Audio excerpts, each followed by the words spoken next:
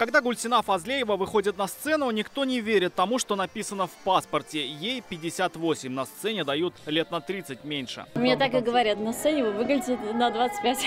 Таких, как она, сегодня сотни. Участники со всей республики вновь собрались на гала-концерте. Визитка Дрожановского района, коллектив «Хельхем», в переводе с чувашского «Искорка». Мы все искорки, да? Да! В ансамбле 16 человек. Это один из самых больших коллективов фестиваля. Самому молодому участнику 55, самому пожилому 75. Этот фестиваль соединяет всех пенсионеров.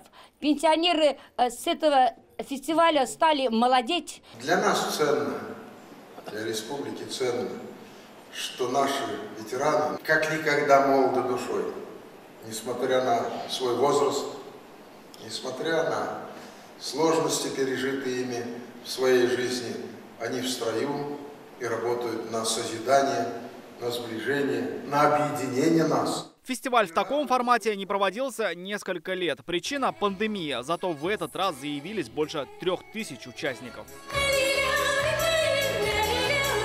Как будто прорвало, плотину прорвало.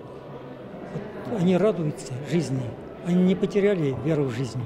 Даже в те трудные последние 2 года, которые из-за пандемии коронавируса, мы этому, конечно, очень рады. Желающих выступить действительно так много, что гала-концерт пришлось разделить на 2. Первый до обеда, а второй после. Но даже так, здесь нет ни одной свободной гримерки. В каждой безостановочно репетируют номера.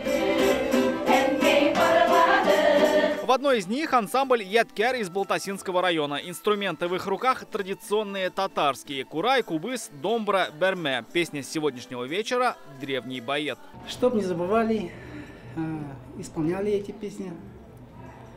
Чтобы они жили. Да, чтобы жили. Жить должна и память о подвиге нашей страны. Гала-концерт посвящен годовщине победы в Великой Отечественной войне. Уже через месяц участники соберутся снова. Их ждет еще один гала-концерт, посвященный юбилею Совета ветеранов. Рамиль Шайдуллин, Вадим Ларионов, ТНВ, Казань. Закажи рекламу на ТНВ. Телефон в Казани 5 705 100.